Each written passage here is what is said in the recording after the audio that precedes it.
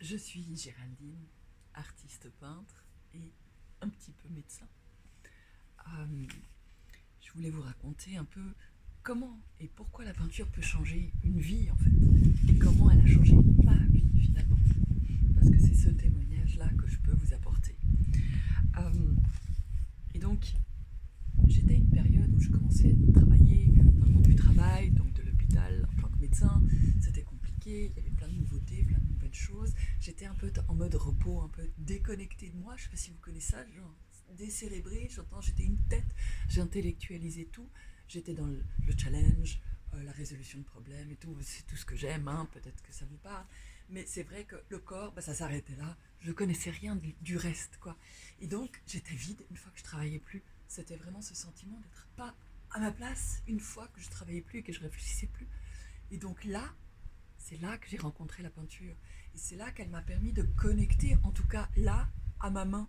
Et c'est là que je me suis rendu compte qu'en fait, j'avais pas seulement ce langage-là par la bouche, mais j'avais ce langage-là par la main. Et qu'en fait, ce langage-là était beaucoup plus véridique, beaucoup plus vrai de moi, de mon intérieur profond, de mes envies, de mes émotions.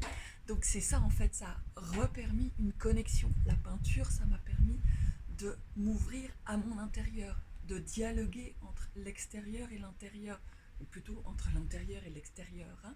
Combien de fois en peignant on se dit mais quelle couleur on a envie, de quoi j'ai envie, et tout, quelle est la forme que j'ai envie, quel est le personnage que j'ai envie, le visage, l'expression. Enfin, tout ça, c'est des choses juste essentielles, qui sont très importantes. Et je voulais vous raconter aussi cette petite anecdote. Euh, donc j'ai fait beaucoup de cours. Ça fait une vingtaine d'années maintenant que je peins. Et j'ai fait une dizaine d'années de cours. Et à chaque fois que je rentrais du cours, j'arrivais lundi soir. À 18h30, 19h, je commençais le cours. En fait, je commençais le cours en mangeant tellement j'étais euh, dans le stress. Et puis je repartais à 21h. Et vraiment, j'avais toujours cette satisfaction intense, mais, mais le sentiment d'être juste et à ma place, en fait, d'avoir pu peindre et me dépeindre, en fait, d'avoir pu me mettre sur la toile. Et ça, c'est, ça vaut toutes les thérapies du monde, c'est absolument fabuleuse. Euh, non seulement j'ai fait 20 ans de peinture, mais aussi j'ai fait une formation d'art-thérapie, parce que je voulais comprendre pourquoi est-ce que la créativité et la peinture, ça m'aidait tellement, et en quoi c'était magique. Euh, j'ai fait aussi pas mal d'expositions. Maintenant, j'expose en France, au Luxembourg, en Suisse. Je donne des cours depuis 3 ans et des stages de manière un peu plus intensive. Là, j'ai environ 4-5 stages devant moi, derrière moi. Euh, et c'est toujours une joie, en fait, de voir l'étincelle et l'enthousiasme chez les élèves et surtout cette fameuse surprise qu'ils arrivent justement à faire des choses absolument magnifiques avec les mains. C'est les mains qui sont magnifiques. C'est pas moi qui est formidable et qui vous apprend justement une théorie du portrait, comment peindre justement des portraits et tout ça. C'est vraiment, je vous reconnecte avec le langage qui est en vous, avec votre main. C'est ça en fait le stage. Ça, en quoi ça va consister.